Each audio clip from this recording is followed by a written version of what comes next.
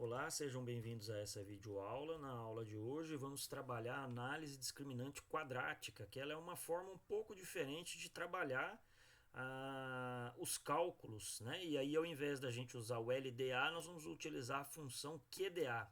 Tá? Então essa função ela não assume a homogeneidade nas matrizes de variância e covariância. Então a gente acaba testando os dois modelos para verificar qual é o melhor resultado que a gente tem de predição dentro da análise discriminante. Tá? Nesse nosso estudo de caso 2, nós vamos utilizar os dados de admissão em um MBA americano. Tá? Então, o conjunto de dados fornece os dados de admissão dos candidatos para essa escola de pós-graduação, tá? Em negócios, e eles usam duas pontuações de score lá, que é um famoso teste GPA e GMAT, para prever se os alunos serão admitir, né, admit, não admitir, not admit, e lista de espera, que é o border, que é o resultado. Tá? Então, em primeiro lugar, nós vamos utilizar uma informação externa que está localizada em um site da internet. Então, a primeira coisa que eu tenho é abrir essa URL no R. Então, eu atribuo ela a uma variável chamada URL. Deixa eu baixar um pouquinho mais aqui para ficar mais claro, tá? Deixa eu fazer assim. Então aqui, ó, ao piscar aqui, ó, você não precisa selecionar, só estando na linha ele já vai rodar. Eu rodo, ó, ele já abre essa página. E aí eu atribuo aos dados que estão nessa URL, né, a uma variável chamada dados. Eu vou lá e rodo, ó. Ele vai demorar um pouquinho, mas está aqui, ó. O nosso dataset está aqui, tá? Então eu clico aqui e aí aparecem, ó, o GPA, os dados de GPA, os dados de GMAT e se o resultado, se ele foi admitido, se ele não foi admitido ou se ele ficou na fila de espera, que é o border. Tá? Então existem essas três situações nesse dado. Será que eu consigo fazer uma análise discriminante para, através da nota, prever qual será o resultado do aluno nessa instituição? Então, nesse primeiro caso, né, a gente poderia, ao invés de abrir aqui, também usar a função head, ele vai aparecer aqui no comando para vocês terem uma ideia do que tem dentro do dataset. Mas eu acho mais viável a gente clicar e já abrir aqui. Tá? Bom, a gente primeiro transforma a coluna de resultado em um fator. Isso aqui é importante porque às vezes o dataset que vem não entende isso aqui como um fator, entende isso aqui somente como texto. E aí as tuas fórmulas não vão dar certo. Tá? E às vezes pode ser que ele não entende isso aqui como numérica também. E aí você precisa. Mas é aqui, ó, é numeric e caractere. Estão vendo? Então aqui é que nós temos que mudar. Então aqui está certo, numeric, né? Essa primeira aqui, ó. Tá? A coluna 1, a coluna 2 é numérica e a terceira está como character. E aí a gente tem que transformar ela em fator. Né? Que o fator vai ser nada mais, nada menos do que as três possibilidades de existência. Então, para isso, ó, eu vou lá, pego dados na coluna 3 em todas as linhas, por isso que eu não coloco nada antes da vírgula, e atribuo como fator todos os dados da linha 3. Tá? Então, na hora que eu rodo isso aqui, ó, ele já faz automaticamente. Se eu vier aqui, ó, ele já vai ter, deixa eu fechar e abrir novamente, né, para não ter esse bugzinho, ó. Ele já transformou em factor, tá vendo? Tá com 3 níveis. E aí ele já entende como fator e a gente consegue trabalhar essas circunstâncias, tá? Vou dar um pouquinho de zoom de novo, eu tinha tirado por causa do gráfico. Se a gente tiver problema, a gente volta a tirar o zoom. Tá? Mas vamos lá. Agora a gente vai fazer um diagrama de dispersão dos dados. Então vocês podem parar aqui, né? Quando eu digo dados cifrão GPA, é que eu estou buscando a coluna do banco de dados dados e a coluna GPA, tá? E aí, obviamente, como eu transformei em um fator e tem 3 fatores, nós vamos colorir em 3 fatores. Se você não faz aquela transformação em fator, aqui já dá erro, tá? Então aqui nós vamos rodar, ó, e vamos dar um zoom aqui para vocês enxergarem, mas está aqui, ó, verde, vermelho e preto, tá? Então o preto é os que foram admitidos, os verdes é os que ficaram na fila, o vermelho, desculpa, é os que ficaram na fila de espera, e os verdes é os que não foram admitidos. Tá? Então tá aí, a gente vai tentar trabalhar com essa análise discriminante de 3 classes, vou chamar ela de AD1, uma variável, LDA, DE é o resultado, TIL, todas as colunas. E da onde? Dados. Tá? Então já vou rodar os dois ao mesmo tempo, ele já vai gerar a variável aqui e já vai jogar lá embaixo para a gente observar. Então tá aqui, ó. Vamos abrir aqui, né? Ó, ele chamou então a função, as probabilidades. Tem 37% de dados admitidos, 30% de pessoas na fila e 32% de pessoas não admitidas. Então existe uma variabilidade no número de amostras. Tá? Aqui estão os grupos da média. Quem foi admitido teve 3,4 de GPA e 561 de GMAT. E aí os que foram na fila de espera e não admitidos com as suas médias. E da mesma forma, né, a gente tem três classes, né, 3 menos 1 dá 2 e duas variáveis, que é o GPA e o GMAT. O mínimo entre 2 e 2 é 2, então nós vamos ter duas funções mesmo, tá? Com dois coeficientes que estão exatamente aqui, né? Ó, o LD1, tá? Que tem 96% de probabilidade de acerto, e o LD2 que tem apenas 3% de probabilidade de acerto. Mas aí a gente tem que estudar, né, justamente para tentar identificar as outras características que podem nos dar e se a gente vai precisar usar as duas funções conforme nós tivemos no exemplo passado, tá, dos cultivares de vinho. Então vamos lá, nós vamos fazer a predição da probabilidade de um indivíduo ser aprovado, um indivíduo qualquer, tem um GPA de 3,21, um GMAT de 497. Eu vou lá e rodo ele, né, ó. Então tá aqui, ó. A probabilidade dele a classificação dele é como admitido, tá? Essa é a classificação dele se ele tiver esses resultados usando a função AD1, tá? Que é a nossa análise discriminante 1. Então aqui, ó, ele teve mais de 1,25, ou seja, seria, digamos, 125% de probabilidade de admissão. Pelas notas dele, ele vai ser admitido. Tá? E mesmo utilizando a LD2, ele tem uma alta probabilidade de ser aceito. Tá? Então esse é o resultado. E aí agora a gente vai usar a função quadrática para testar, né, se ela dá o mesmo resultado. Ó. Então eu vou rodar a função quadrática e ela nos dá aqui, tá? Ela não nos apresenta a probabilidade, mas ela nos dá aqui, né, a classificação como sendo os grupos da média, e ele não ainda a gente não fez a predição, né?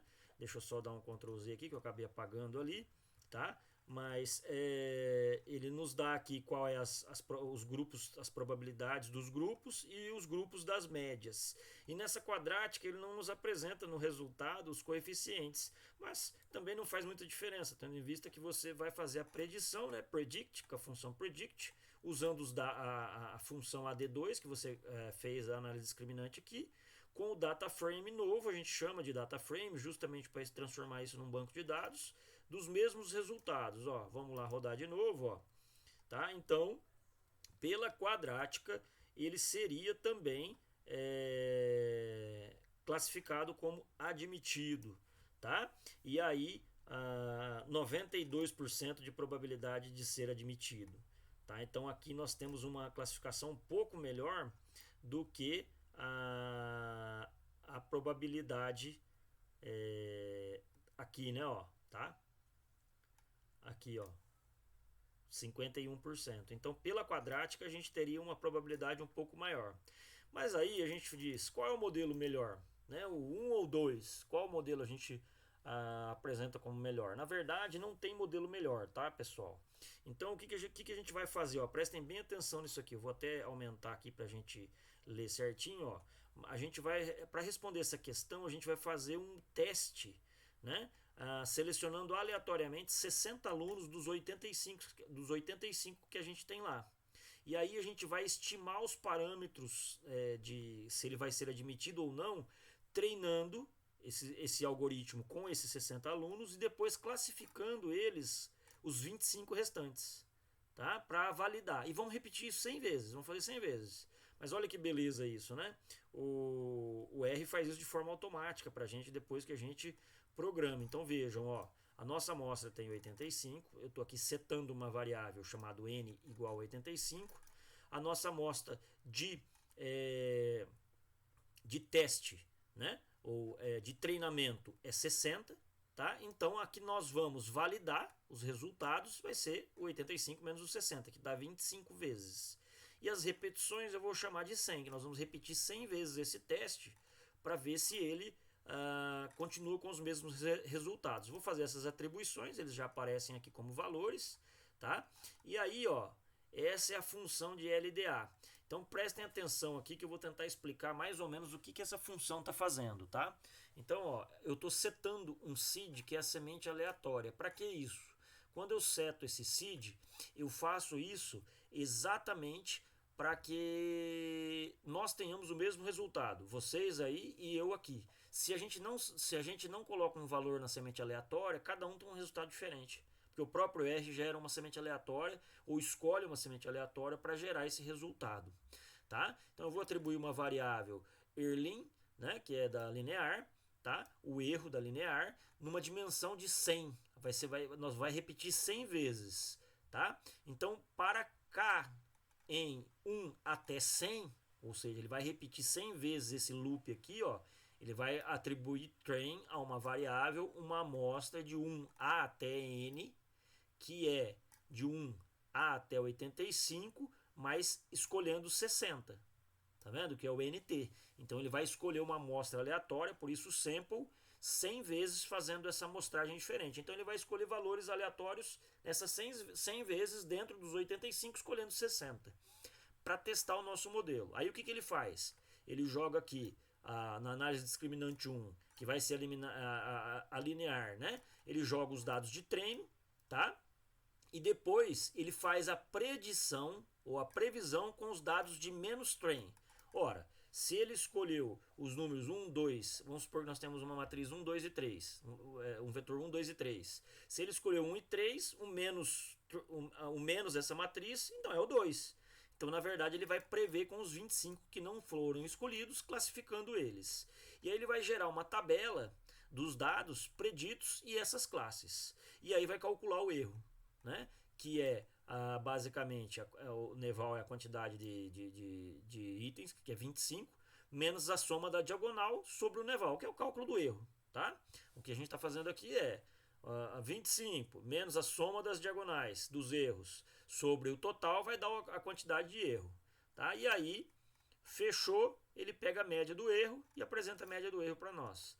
E aí, ó, quando a gente faz isso, se vocês entenderem esse algoritmozinho aqui, ele vai rodar automaticamente. Deixa eu fechar um pouco aqui, tá? Eu vou rodar, ele vai demorar um pouquinho, né? Justamente, e tá lá, ó, 9% de erro, fazendo 100 repetições de amostras aleatórias, treinando com 60 e testando em 25. Tá? E nós fizemos o mesmo algoritmo, só que agora para análise quadrática. Tá? Eu só chamei de outros nomes, tá? De QDA, do erro do QDA, tá? Mas é a mesma situação, a diferença é que nós vamos usar a função AD2, que foi a que previu através da análise quadrática. Também estou setando aqui a semente aleatória. Eu vou selecionar aqui, tá? Ali deu 9,16. Vamos rodar, tá? 9,16 também. Então, tanto faz, gente. Nessa semente aleatória, a gente classificou em ambos os casos com 9,16% de erro, tá? E aí, vocês podem escolher, tanto faz, usar a linear ou a quadrática, que vai nos dar os resultados. Agora, é óbvio, né? A gente teria que mudar a semente aleatória para ver se não dariam erros diferentes, tá? Bom, o R também dá algumas ferramentas de visualização, por exemplo, através dessa biblioteca CLAR aqui, tá? Então, a gente vai fazer uns gráficos exploratórios, você instala o pacote CLAR, chama ele, né? E aí, para finalizar, ele vai falar só que deu um erro aqui que foi feito numa versão anterior do R, não tem problema. E aí você joga a função partMat, que é o gráfico, do D, né, que é o nosso classificador, por todas as variáveis, utilizando o método LDA. Depois você pode mudar para o QDA se assim o for interessante. Tá? E aí ele gera um meio de classificação aqui. Tá? Admit, não admit e border. Então veja, ó, que esses vermelhinhos foram os admitidos que ele classificou como admitido, mas eram fila de espera. Esses N é que era não admitido, né? Foi classificado como não admitido, mas eles de fato eram fila de espera. Tá? E aqui também, ó, esse aqui, por exemplo, ó, ele foi classificado como fila de espera, mas ele de fato era um não admitido. Tá? Então ele te apresenta de forma gráfica os erros e fica um pouco mais fácil de vocês avaliarem. E aqui, ó, tá vendo que o erro deu um pouquinho menor, a taxa de erro 8%, tá? Então isso vai alterar também, caso vocês também alterem aquela semente aleatória ali de cima. Obrigado pela atenção, o script ficará na página.